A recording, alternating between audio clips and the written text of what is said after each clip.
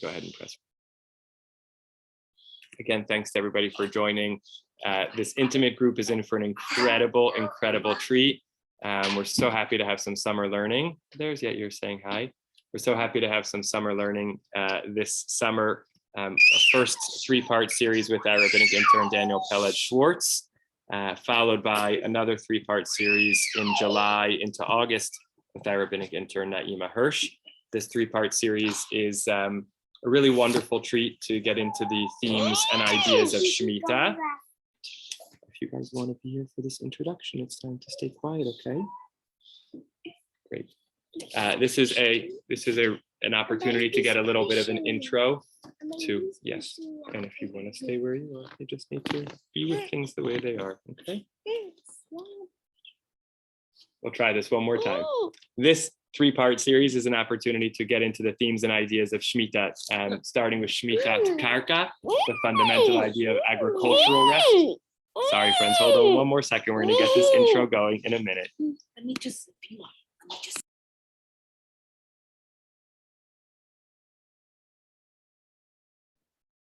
Is it time for me to introduce Rev Stephen now? I don't know how this works.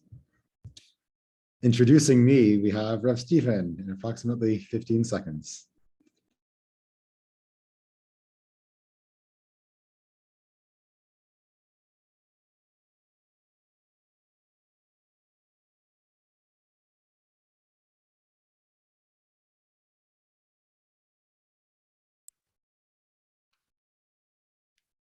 Take two from a new room. We're so happy to have this three-part series with our rabbinic intern, Daniel Peled-Schwartz, on the themes of Shemitah. This first one is going to focus on the agricultural concept of Shemitah, the agricultural aspect with a connection to environmental justice. The second is going to focus on Shemitat Ksafim, the idea of the financial implications of the Shemitah year and the Shemitah cycle.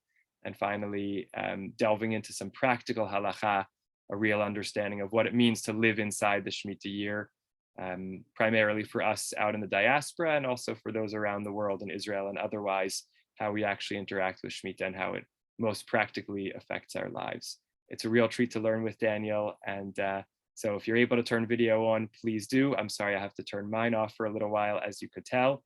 And thank you in advance, Daniel, for this wonderful series. Thank you so much, Rev Stephen. And thanks to everyone for coming. It's really fun for me to be able to teach my, I believe my first weekday class for my Bayit internship. I did sub in for Rev Stephen one time for his Tanakh class, but this is the first time I get my own. Our students said to me, kind of, whatever you want to teach about, whatever you want to talk about, the floor is yours, which was really exciting for me.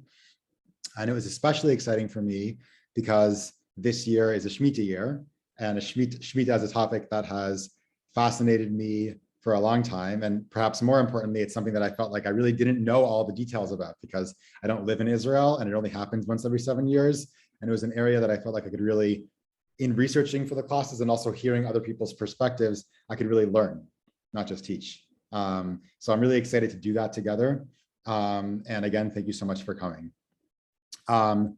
Before I share a screen, I'm just going to give a bit of a framing of both the series that we're going to do and also this particular class. So as Rev Stephen said, the series is going to be 3 weeks, three shiurim, 3 classes, starting today and the next 2 Tuesdays as well. And today we're going to be talking about Shemitat Karka, which is the agricultural Shemitah, which obviously we'll define in a minute. Next week, we're going to be talking about Shemitat Ksafim, the financial Shemitah. And the final week, we're going to be talking about what in the title says sacred salad, the practical laws and how to practically fulfill Shemitah this year, both in Israel for visiting and also wherever we are.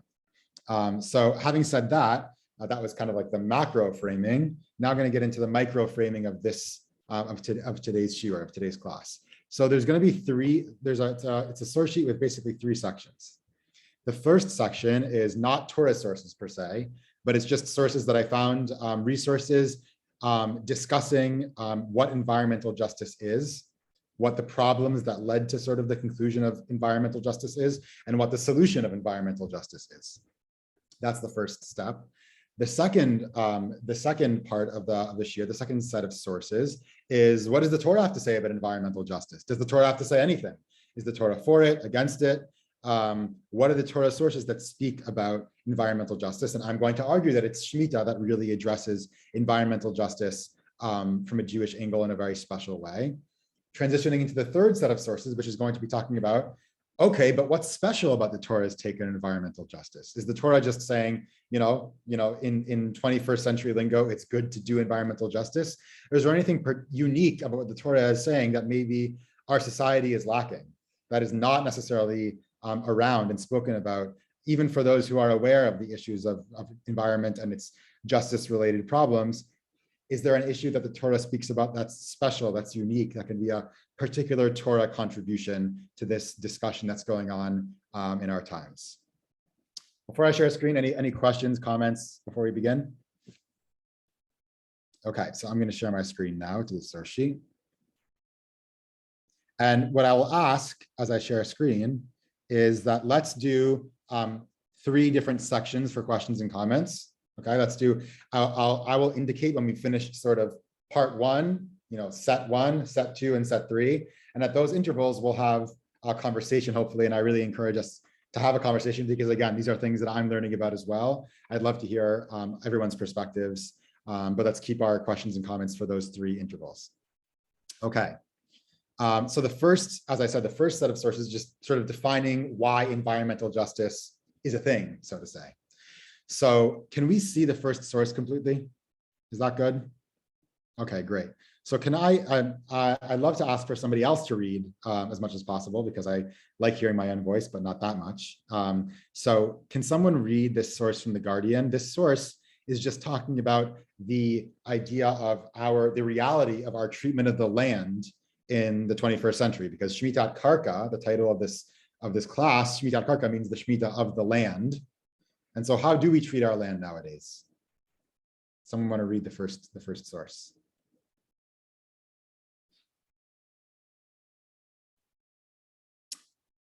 Okay, I'll read the first source, but I'm not necessarily letting everyone off the hook for the whole class. We can see if there's any takers later on. Okay, so this is an article from The Guardian, and it describes that 1/3 of the planet's land is severely degraded and fertile soil is being lost at the rate of 24 billion tons a year, according to a new United Nations-backed study that calls for a shift away from destructively intensive agriculture. The alarming decline, which is forecast to continue as demand for food and productive land increases, will add to the risks of conflicts such as those seen, in Sudan and Chad, unless remedial actions are implemented, warns the institution behind the report. Heavy tilling, multiple harvests, and abundant use of agrochemicals have increased yields at the expense of long-term sustainability.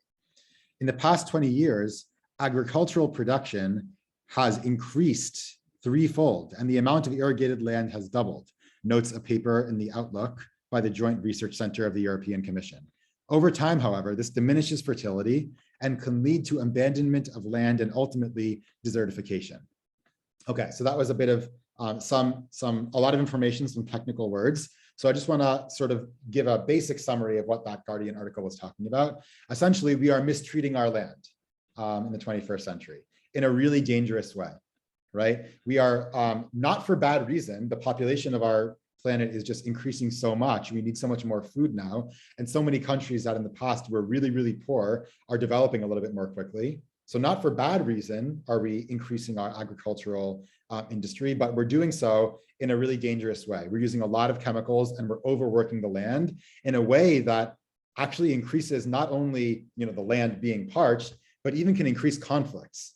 There are even studies other than this one that say that one of the reasons why there's so much fighting often in the summer in the Middle East, in Israel, let's say, is that it's getting even hotter and drier in the Middle East in the summers. So if we think about how we pray for peace in our beloved Israel, and again, we see here in Sudan and Chad and around the world, the environment really matters, and how we treat our natural resources really, really matter, and we are really overworking our land. So if, as we're going to see, Shemitah has something to do with having a rest for the land, stopping, not overworking the land, we see that at the very least, what I want to leave us with is that it is relevant for our times because we are overworking our land in really dangerous ways that will increase conflict and ultimately will lead to desertification, which means if the fields are a desert, there's going to be no food for anyone. This is a serious issue. So I wanted to show sort of, this is an environmental issue, and we've started touching on how it could have social implications with the example of conflict in Sudan and Chad being caused by environmental issues. But to understand environmental justice on a sort of more local scale, here's a map of the Bronx. I'm sitting in Manhattan right now, so I can't really speak for the Bronx, but I'm going to zoom in a little bit, so maybe a little bit easier to see. This is a map of the Bronx. And what we see here is, and there are similar maps like this for many types of environmental destruction and waste, including land. Here, what we're dealing with is a map of waste management facilities in the Bronx. So it's not really necessarily about the, there's not a lot of farmland in the Bronx, so I couldn't find something that had to do with, Karka farmland per se. But this, I think, for the Bronx is as close as we get, which is certainly the mistreatment of our natural environment in the Bronx, which often happens at these waste-related facilities that release toxins, not necessarily into the ground, although into the water and into the air. And I want to just look at how that correlates with different neighborhoods, right? If we see down here, this key, the percent minority population, right? The white is 88 to 100% minorities. And look at where the waste facilities are in the Bronx.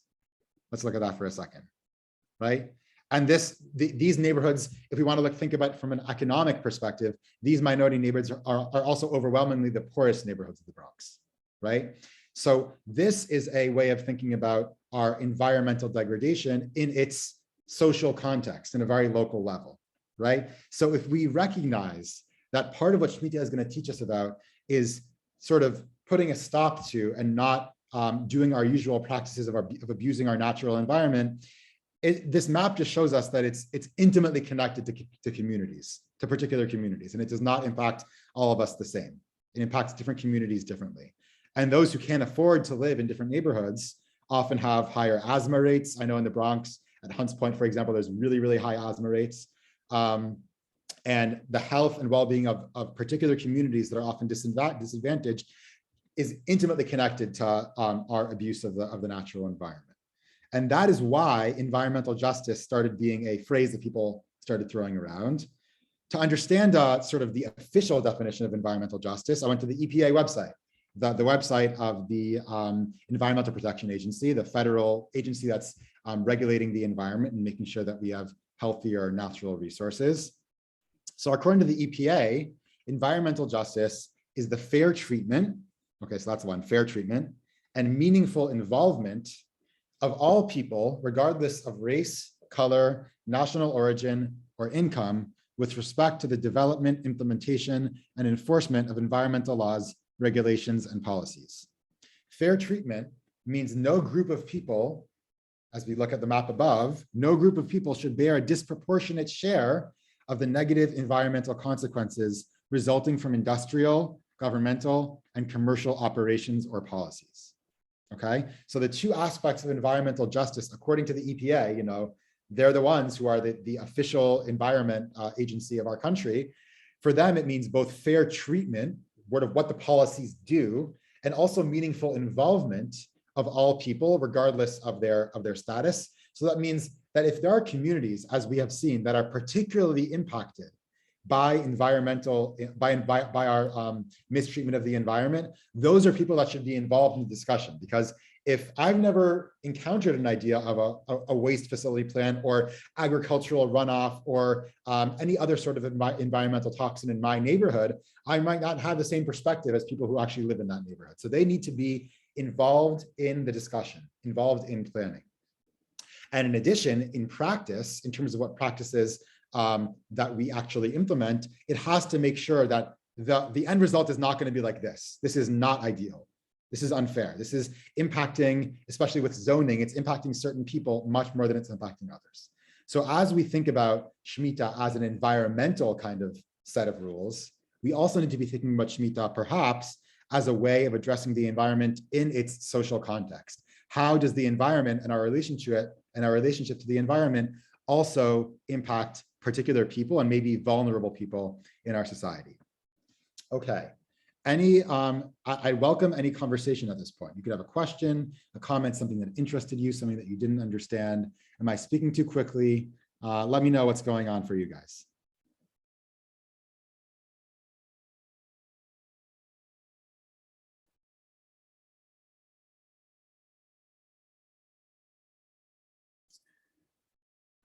Okay, I don't hear anything, which I'm sure means that everything that I'm saying is genius and I have no need to change anything. So I will just continue. And I want to just clarify a couple of notes that I thought might come up. This is not a map that has anything to do with Karka, with land, right? This is a map that has to do with other environmental. Daniel, excuse me, this is Howard. Yes, hi.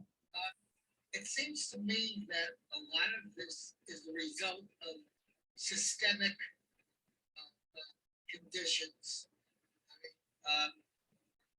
Poor people have been neglected. It's a historical fact. And the problems are shifted onto them because perhaps they have, they don't have the representation and the money to do it, to do enough to turn this thing around. So it's like what you indicated in a way in the very beginning with the land itself, and how it's diminishing in the amount of land that can be tilled properly, and it usually falls on poor people. Absolutely. Thank you for that, Howard. That was exactly what I was getting at, and thank you for clarifying that.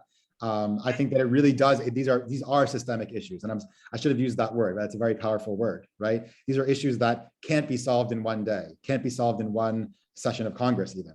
Unfortunately, these are issues that have happened that have been in place for centuries and have really deep systemic roots. And I think that we're going to see that the Torah has I think, systemic answer to this systemic issue. It certainly has a radical answer in Shemitah. Chaim, do you have anything to comment or ask? Yeah, I was looking at the maps and I'm wondering, I probably tend to agree that there is a problem here, but at the same time, the waste facilities seem to be concentrated in the area that's labeled on the map on the right as manufacturing areas. So I'm wondering to what extent, how many people percentage-wise live in those areas as opposed to other areas. And also I was thinking that they were put there more because it was manufacturing areas and because they could just stick it there with fewer objections. Yeah, so I think that's a great question. I don't have the population numbers in front of me right now. What I do know is that there are a lot of people who live there. I don't have the numbers in front of me. There are. Yeah, there was an organization, I forget the name of the organization. There was a climate organization that presented to Yeshiva Chovevei Torah, and one of their representatives lives in Hunts Point, which I believe is in this neighborhood, and was talking about all the people that he knows who live there and have asthma. So that's right. That's one person talking about his neighborhood.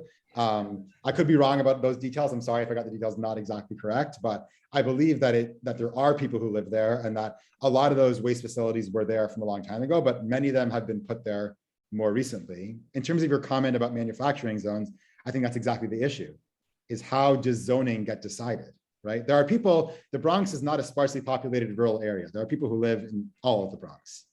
How does the government decide which zones are going to be manufacturing zones? That's part of the systemic issue. So I don't think it's out of malice per se. I think that there's many historical reasons why manufacturing zones and waste facilities are put there.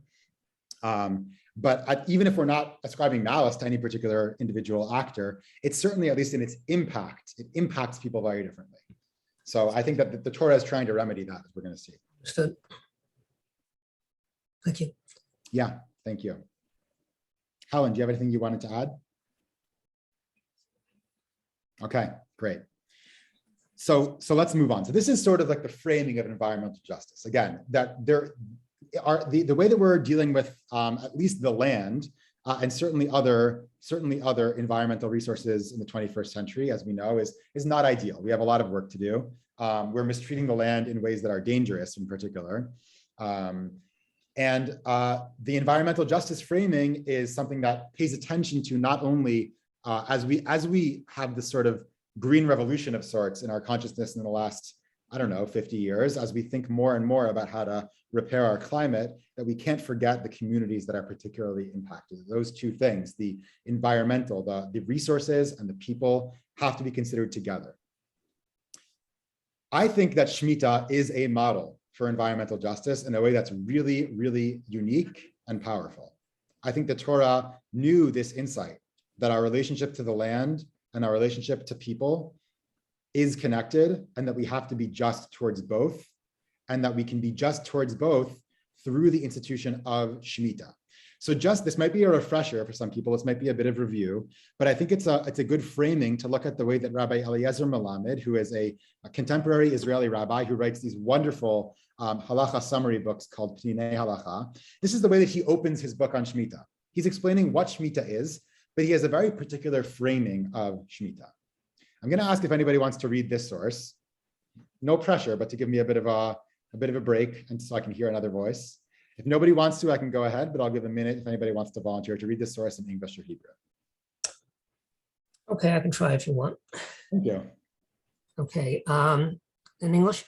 Sure. Okay, or whatever you want. I mean, we are commanded to rest, lishbot, from agricultural labor in the seventh year. This mitzvah is similar to the mitzvah of Shabbat, but on the seventh day we rest from all labor, whereas in the seventh year we rest from agricultural labor specifically. Several mitzvot flow out of this first mitzvah to rest in the seventh year. First, we are commanded to release all produce that grows on this year, meaning to make it ownerless, hefker, and available to all. Second, we are commanded to treat the produce of the seventh year carefully, for they are set aside in sanctity, mekudashim, specifically for eating, so we are not permitted to waste them or use them as a commodity in trade. Third, similarly to releasing our produce, we are commanded to release our debts at the end of the seventh year, meaning to forgive debts that have not been repaid to us. Okay, thank you so much, Chaim. Okay, so this is Rav Melamed's framing of the Shemitah year, the basic rules. I want to just bracket the last part. This third idea of releasing our debts, we're not going to speak about that today because that is the subject of my class next week.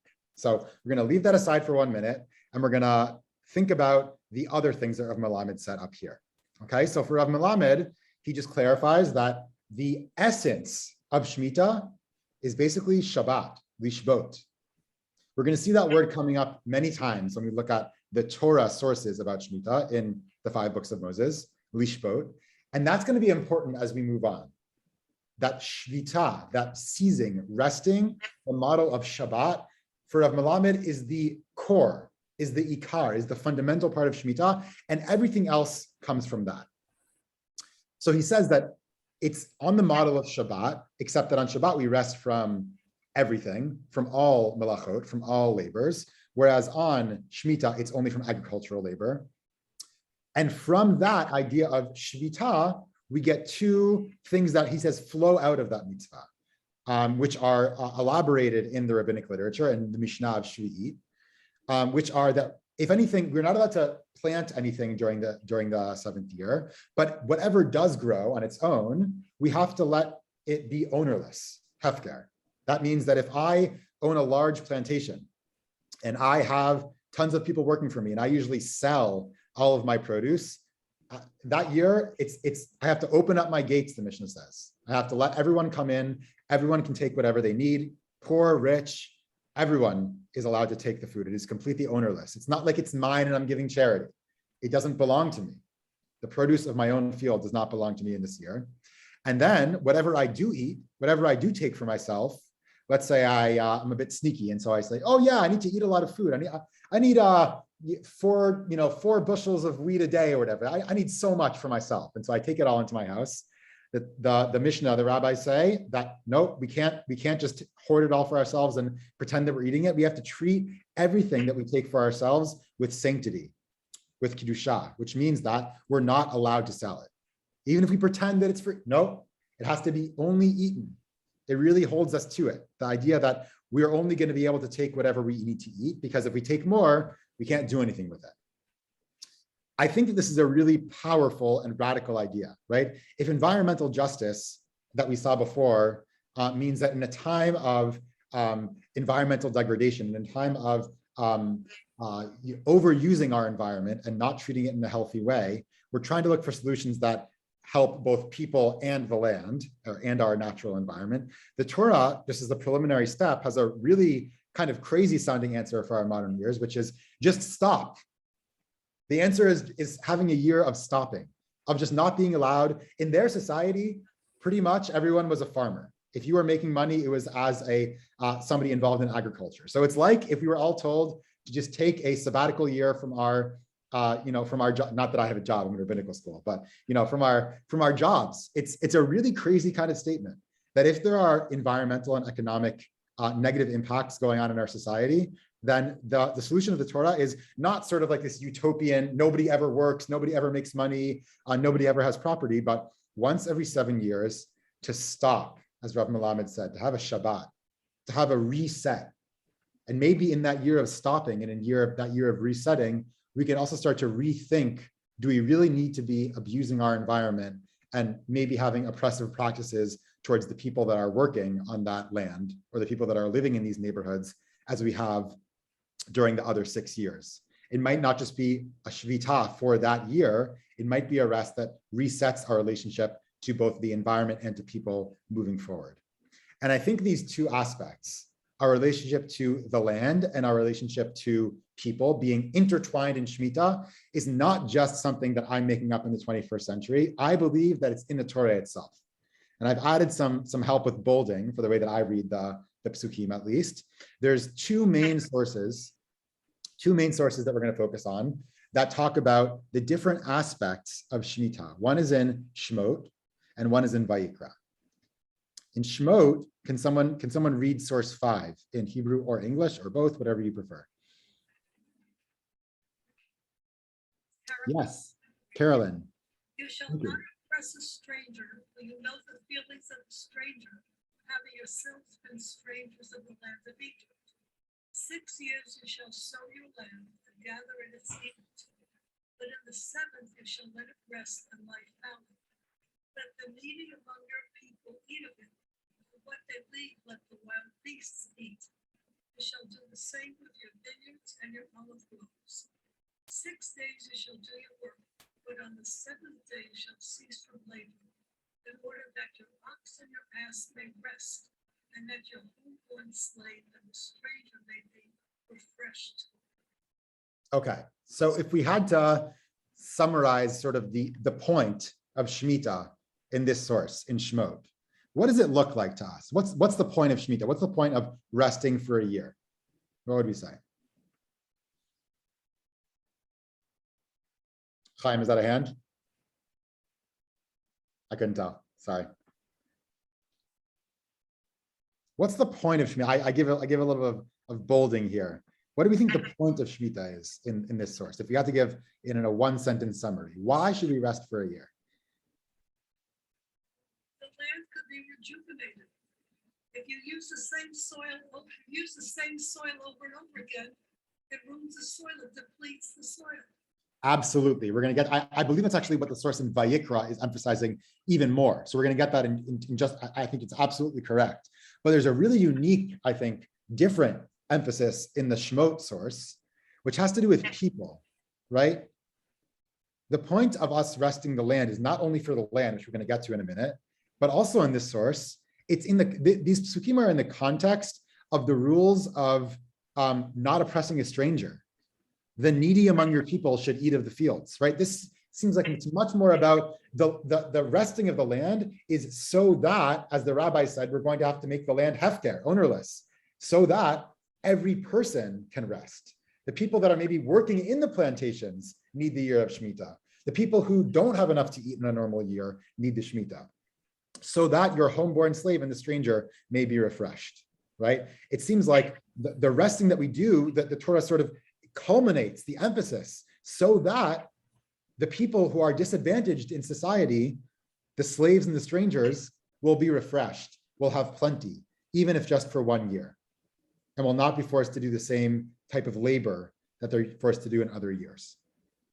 And I think that's already a really fascinating idea. The Torah gives us an agricultural rule about how we relate to our natural environment, but it recognizes that it impacts not just us and our field, but it has its eyes open to the people around us, to the people that are particularly disadvantaged in our society.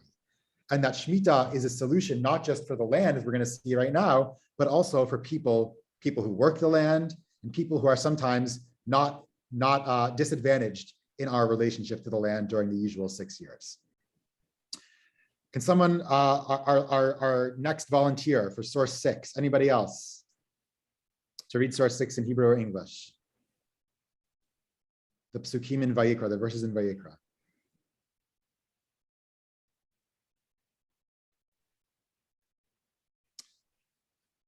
Okay, I can read these psukim. Vayidaber Adonai el Moshe b'har Sinai lemor. God spoke to Moses on Mount Sinai. Daber el bnei Yisrael ve'amarta alehem. Speak to the Israelite people and say to them, when you enter the land that I assign to you, the land shall observe a Sabbath of God. 6 years, shesh shanim tizras adecha, v'shesh shanim tizmor karmecha, ve'asafta et tivuata. 6 years, we're in verse 3. 6 years you may sow your field, and 6 years you may prune your vineyard and gather in the yield. But in the 7th year, the land shall have a Sabbath of complete rest, a Sabbath of God. You shall not sow your field or prune your vineyard. You shall not reap the aftergrowth of your harvest or gather the grapes of your untrimmed vines. It shall be a year of complete rest for the land. The Sabbath of the land shall be for you to eat, you, your male and female slaves, the hired and bound laborers who live with you, and your cattle and the beasts in your land may eat all its yield. Okay, so I want to argue that there's a slightly different emphasis going on here. Actually, 2 novel things, I think, in this source that we have not seen so far. One is, who is the subject of these sentences? Who is doing the resting? In source 5, right, you shall let the land rest. The subject of these commandments is we, us, the people. We need to let the land rest for the sake of, perhaps, other people, right? We are doing the resting for people. What's the subject in source 6 in Vayikra? Can anyone see? Who is doing the resting, or what is doing the resting in source 6? Who is observing the Sabbath? Who is resting? Or The what? land. The land, exactly. The land is resting, right? It's almost not even about us. The land needs to rest. And this, I think, is a really important insight, because I think that for us nowadays, this is really different than how we usually think about our relationship to the natural environment. We're in the Anthropocene. We're in the time where people think of themselves as the centers of the universe, the innovators, and we think of the natural environment in terms of what it can do for us. This source is saying it's not even about us. The Shemitah is almost a mitzvah for the land to do something, or not to do something, right? For the land to rest. The focus here really seems to be the environment in a different way. Whereas it seemed to be a social mitzvah or a socioeconomic mitzvah in Shemot, in Vayikra it seems to be very deeply an environmental mitzvah, right? It's not just that the land should rest. The land should rest for the land's sake. Now, you could argue against that. One could say that even source 6 is actually just talking about people, not about the environment itself, because in verse 6, it says that this Sabbath of the land shall be for you to eat, that it's for people. The land should rest. Yeah, the land is resting, but it's for you to eat. I'm going to argue against that in 1 minute, just in 1 minute. Let's hold that thought, that challenge to my thesis. But for now, I want to notice something else that's really different. And this is why I called this class, this year, a spiritual model for environmental justice. Because it says in these psukim several times that Shemitah is a Shabbat laHashem, a Sabbath of God.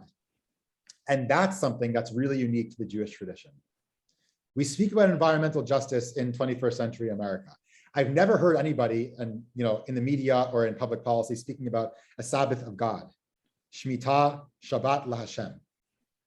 What might that mean? What might the spiritual twist, the unique Jewish message of Shemitah be for environmental justice? So we're going to go in order of the questions that I just asked. So the first question was, is it really true that this source is talking about the environment, that it's talking about the land resting for the land's sake?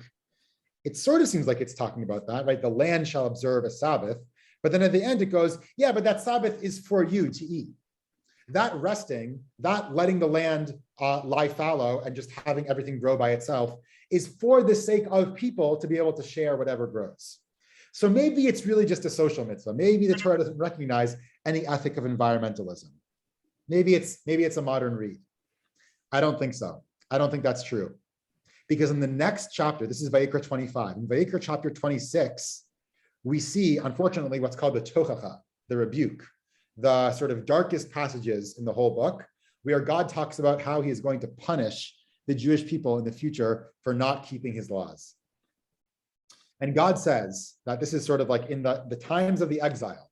What is the punishment going to be? God says in verse 32, I will make the land desolate, so that your enemies who settle in it shall be appalled by it.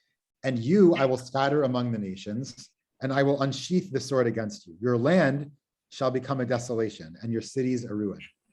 Then, and listen to this, then shall the land make up for its Sabbath years, for its Shemitah years, throughout the time that it is desolate, and you are in the land of your enemies.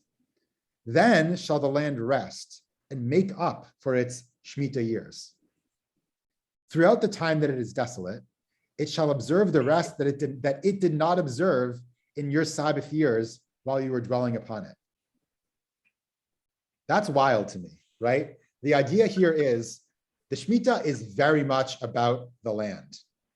It's not just about us. How do I know? How do I know to read this source, which talked about, that the land should have a Shemitah? How should I know that that's talking about the land? Because in the next chapter, when it talks about if you don't do the Shemitah properly, I, says God, will kick you out. What happens? The land will need to do Shemitah anyway for itself. You didn't do Shemitah, says God, and I'm not going to necessarily punish you. I need to rehabilitate the land when you're gone. The land will lie fallow because nobody will be working it because you will be gone. And that's not just a punishment for you. That's a rest, a repair, a tikkun for the land.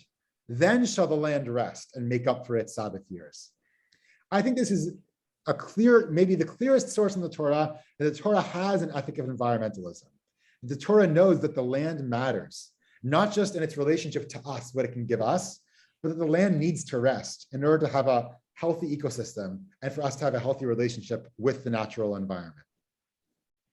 Shemitah, therefore, I think, is a social mitzvah. And that's a really unique passage in Shemot, where it talks about how the way that we treat our land in that seventh year is going to impact the most vulnerable people in our society who are usually working, who usually don't live in abundance.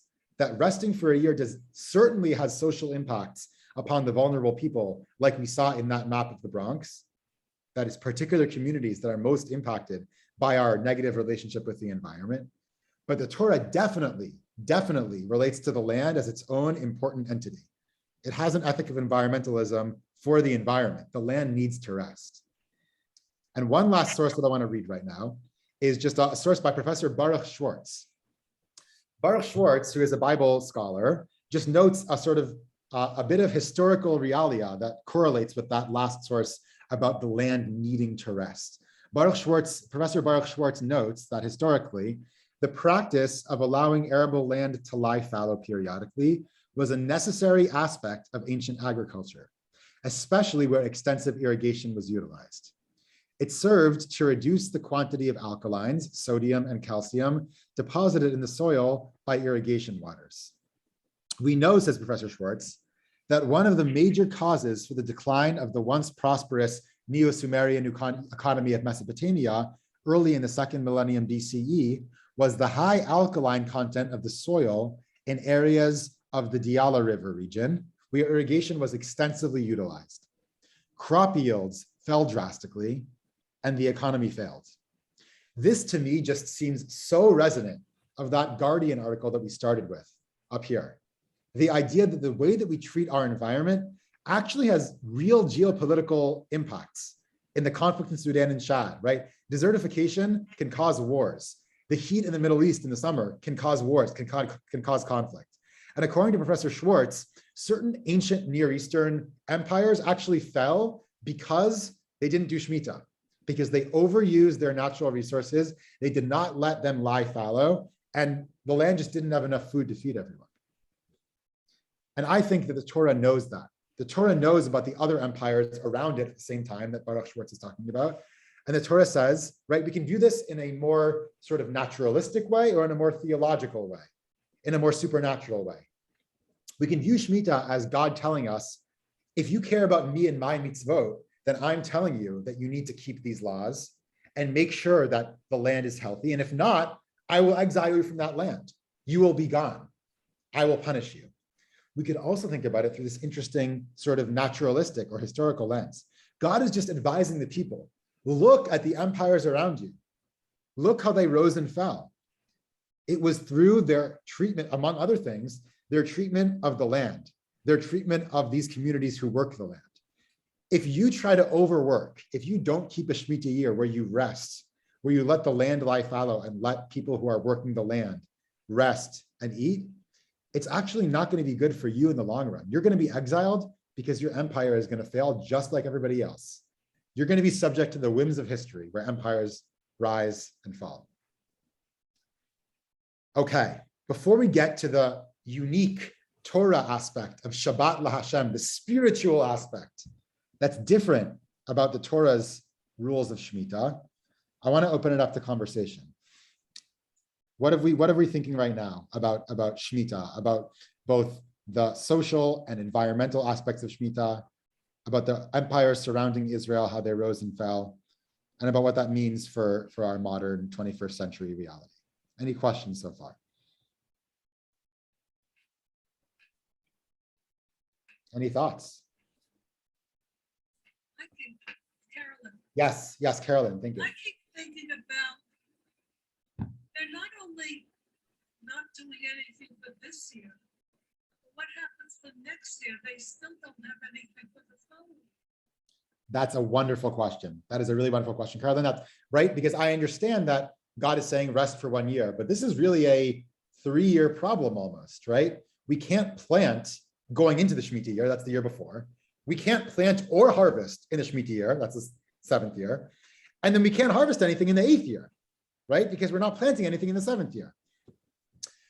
The Torah says, this is God says to the people, that I will bless your land, that the land of Israel will be a fertile land, such that you will reap enough. This is what the Torah says. I believe it's in Sefer Devarim. The Torah says, no, sorry, I believe that is in Sefer Vayikra, that the land will create such an abundance in the 6th year that you will have enough, if you preserve it correctly, you'll have enough to go around. That there's enough food waste in society. There's enough food waste in our modern society, as we know for sure. And God says, again, you can take it in a supernatural way or in a naturalistic way. You can say in a supernatural way, God says, He says, Uberachti, I will bless the land such that it produces enough in the 6th year for 3 years. Or you can take it also in a more naturalistic way, that if we have a healthier relationship with our land, it will be more fertile. And we'll have enough in those first years to dry things, to preserve things, to be able to live off the land in a natural way going forward. Should also clarify that it's not that you can't eat anything during the Shemitah year. It is certainly difficult and we need God's help, but the things that grow by themselves, people can take. The things that have grown automatically, people can take and eat. So it's a really good question, and God sort of anticipated that question with that bracha. But it's definitely a difficulty. And when we get to the third class in this series is, come on, you can't expect me to really do this. How does this work? Nowadays, when the Jews are back in Israel, how could this possibly work? You're telling me there's going to be no food this year? And it's crazy. Okay, so that's the subject of the 3rd shiur, which is about practically how does this work nowadays. Does that answer your question? Sort of. For now.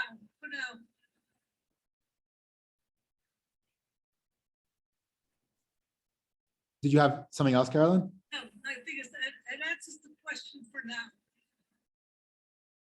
Okay, okay, great. Anybody else? So Okay, this is the third step. We've done the framing at the beginning of what is environmental justice and why is it necessary.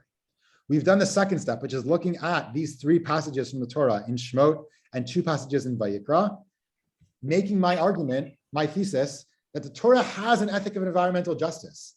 The Torah knows about this. It knows that the way that we treat the natural environment and the way that we treat people are connected, and it has a radical suggestion of how to have a program of environmental justice, and that is to let the earth lie fallow for a year, Shemitat Karka, to make sure that both the land is recovering and that our societal divisions and inequalities are also healing, at least temporarily for 1 year.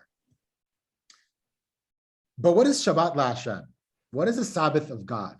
What is the spiritual twist that makes the Torah's view of Shemitah different than a sort of regular secular environmental justice framework?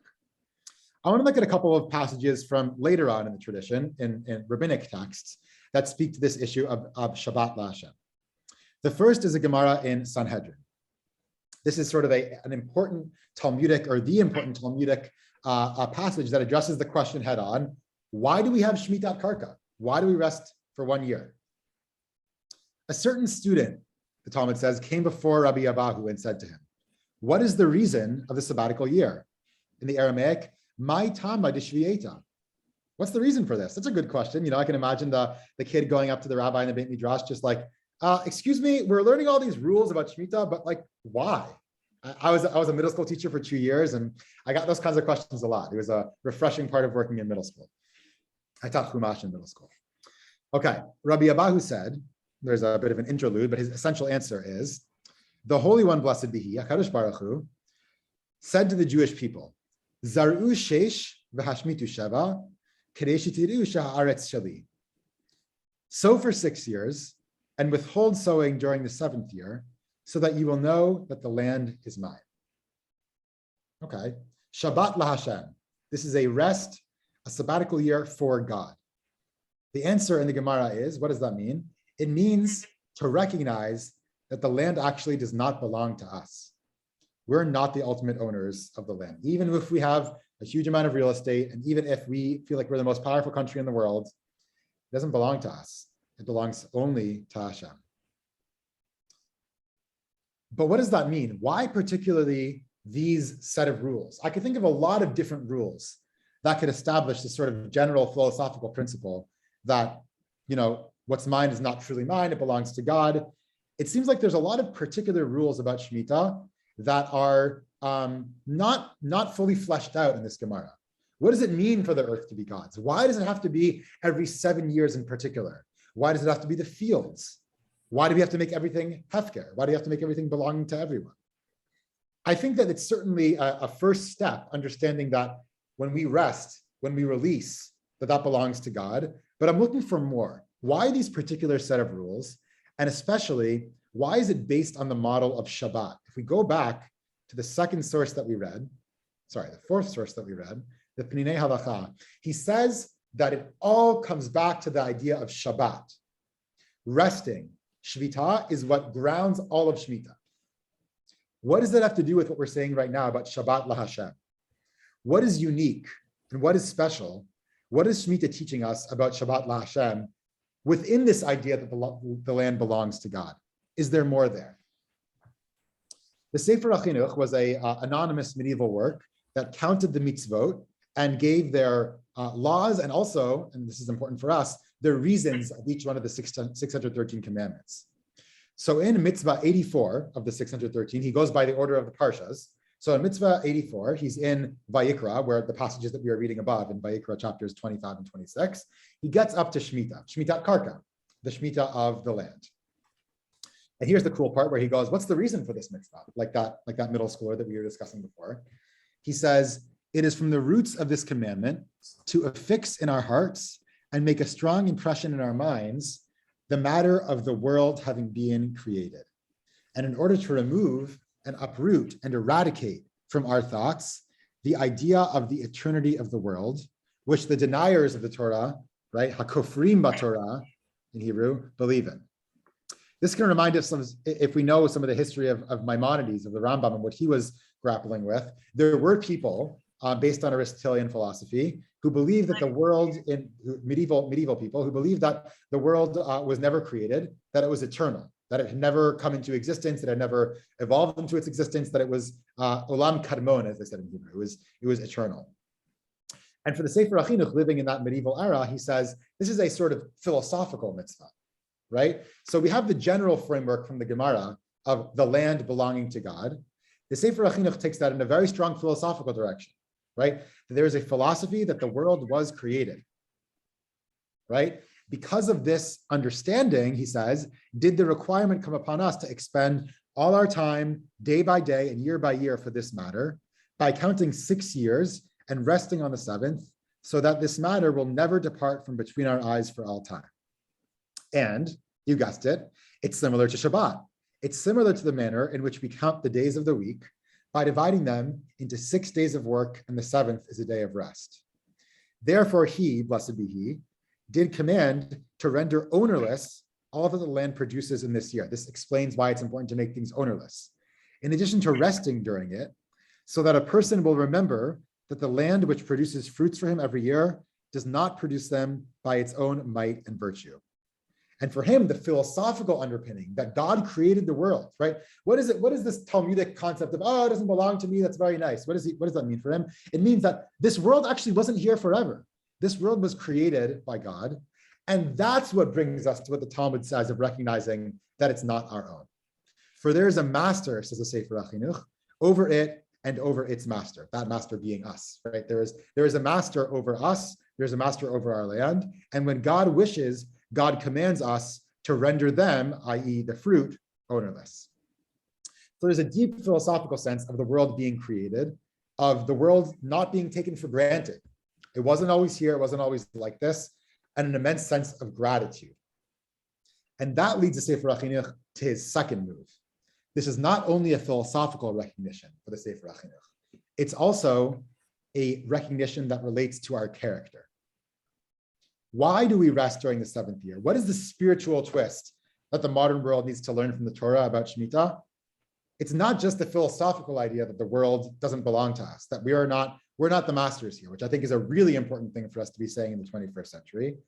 It's also there's a personal aspect to it as well. V'od yesh toelet nimtza b'davar, liknot b'zeh midat havatranut, ki ein nadiv k'noten mibli tikva el hagmul. Sefer HaChinuch says, and there is another benefit in this matter, to acquire the trait of letting go. For there is no one more generous than they who give without hope for recompense. And there is another benefit, other than the trait of letting go. The outcome of this is that a person will add to their trust in God, may he be blessed, since anyone who finds it in his heart to give and abandon to the world all of his produce of his lands and his ancestral inheritance for an entire year, and educates himself and his family through this for all his days, will never have the trait of stinginess overcome him too much, nor will they have a deficient amount of trust. So for the Sefer HaChinuch, it's sort of adding on the Gemara. What is Shabbat LaHashem? What is the spiritual dimension of the Torah's view of environmental justice in this Shemitah year? It's certainly a deep philosophical sense that we're not the masters here. We weren't always here, and in fact, the world was not always here. That God created this world. This world is given to us as a gift. And that creates, as I say for Achinuch, the next step, which is that it changes us as people. It changes a culture. It changes personalities. It makes us be, by not working for a year, by essentially, as Carolyn asked before, how are we going to trust that God is going to do this? How are we going to trust that we're going to have a more natural and healthy relationship with the land such that we're going to just not work? We're going to not have any steady source of food for a couple of years. If that works successfully, it creates a deep sense of trust in God, and also will never let us be stingy, because we're going to know that, in a few years, I'm going to have to let it all go. I can't work that hard. I can't amass that much capital, because I just know that it's going to be kind of a crazy year in the seventh year. And it creates a different perspective within our personalities. It creates us to be just a little bit more grateful, just a little bit less stingy, having a little bit more trust in God that things will turn out okay, and that it's not only about how much I amass. The last source we're going to read for today, I think, is perhaps the most important, because despite the beauty of the Sefer HaChinuch and its interpretation of the Talmud about Shabbat LaHashem, I think one thing has really been left unexplained in these sources that we've read in the rabbinic tradition. And that is, what is this thing about the land having to rest? About when we get kicked out, God says in Vayikra 26, when we get kicked out, the land is going to rest because the land just needs to rest. It craves rest. All of these things the Sefer HaChinuch was talking about were based on human beings. They certainly had a social dimension. They changed us as people. They changed the society, making sure that we are more trusting, more grateful, more generous. But how does that explain why the land has to rest? What does that mean? I think Rav Kook explains this. Rav Kook says, the early Zionist leader of Kook, religious Zionist leader, he writes in his magnum opus about Shemitah called Shabbat Haaretz, which we are certainly going to touch on in the third class, because there is where he gives his innovation for how the modern economy of Israel should deal with Shemitah, which we'll get to in the third class. But in his introduction to this work, Shabbat Haaretz, he talks about sort of general principles of Shemitah. For this last source, does anyone want to give me a little bit of relief and read this last source, at least until down here? So this first part. Can someone read? Source 10. Carolyn, thank you so much for all your help. The soul of the people and the land intertwined. The people and the land both need a year of Sabbath. These two elements, the people and the land, which when healthy had given each other so much grace and power for good, made each other sicker and more corrupt. Finally, they had to take the cruel kind medicine, the dreadful surgical operation of separating the people from the land. Because of our sins, we were exiled from our country and distanced from our land. On Shabbat, so we're going to stop here for just 1 second, Carolyn, if that's okay. I think these are really two different passages in Rav Kook that I just added together. So in this first section, right, Rav Kook is making the point that I think is, it seems like it should have been obvious from the texts, but Rav Kook, as far as I could see, was the first one to make it so explicitly. The soul of the people and the land intertwine. There's something deeply connected in Shemitah about people and about the land. People need Shemitah, especially vulnerable people need Shemitah, and the land needs Shemitah. He calls the exile from the land, a cruel, kind medicine. It's both cruel and kind because the relationship of the people and land was just not working when they were not keeping Shemitah. They needed to be exiled. There was a dreadful surgical operation. And as an early Zionist thinker, this is really exciting for Rav Kook because he's coming back to the land. And he's trying to think in modern Israel, how could we keep Shemitah? How could we keep the ethics of Shemitah? How could we have a healthier relationship with all those in society intertwined with a healthier relationship with the land? And I think that explains the first question, which is, why does the land have to rest? Rav Kook says, I think the intuitive answer, the land needs rest too, not just for us, but for itself. We work the land works us. It's a bilateral relationship. The Torah recognizes that, and Rav Kook expresses that in really eloquent language. For this last paragraph, I want to go back to how we began. We began by saying that for Rav Eliezer Melamed in source 4 in the Pninei Halacha, all of the laws of Shemitah are based in the idea of Shvita, of resting, of Shabbat. Just like on Shabbat, we rest, we stop, we reset from everything.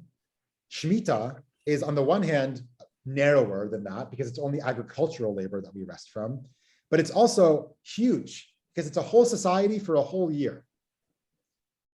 What is the resonance of the idea of Shabbat?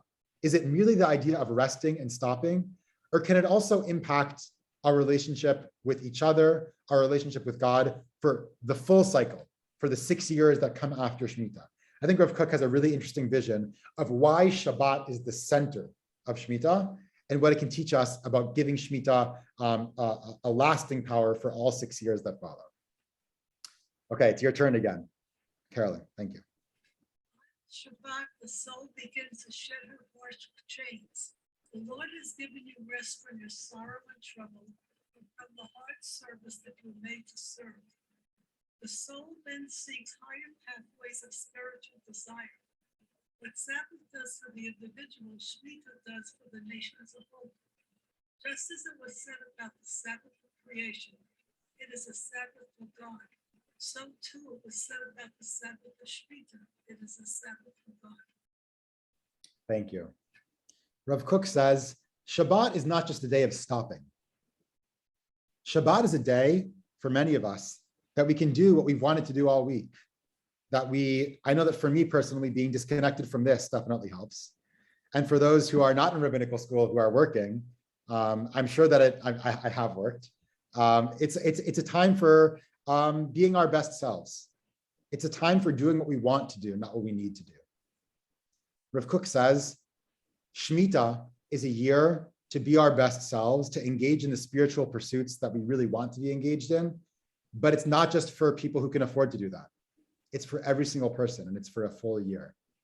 It's an obligation for us to think for a full year, how can each member of our society have the luxury of having a full year of rest, not just to stop doing what they are doing, but to start doing what they want to be doing, to start connecting with their spiritual self, to start connecting with God, and to be spending the time on what really matters. And I think that is why Shabbat is so central. And the word Shabbat appears so many times, because we know what Shabbat is like. We have Shabbat. Shabbat is a weekly thing. It's a weekly thing in our reality. We know that feeling of being able to just rest and relax and focus on what we want to focus on our spiritual pursuits. And God is saying that special feeling that the rabbinic sages call me'ein olam haba, a taste of the world to come, that should be for the whole year of Shemitah. And it's not just for us. It's not just for those who are maybe more privileged. It's for every single member of society and for the land as well. Okay, that's my presentation. Do we have any comments, questions, challenges? Did I misread any sources?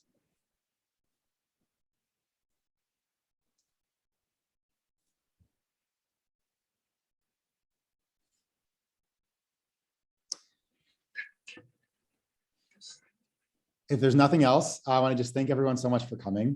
Thank you very much. Thank you. It was really fun for me, and I look forward to Thank seeing you. many of you next week, same time for the next installment of our series, which is going to be about Shemitat Ksafim, the really crazy idea of releasing debts every 7 years. Tell your friends how great this shiur was and encourage them to join as well. Thank you. I learned a ton, and just amazing presentation. Great to really connect to the underlying ideas behind this powerful every 7 years experience. So thank you so much, Daniel. Thank you.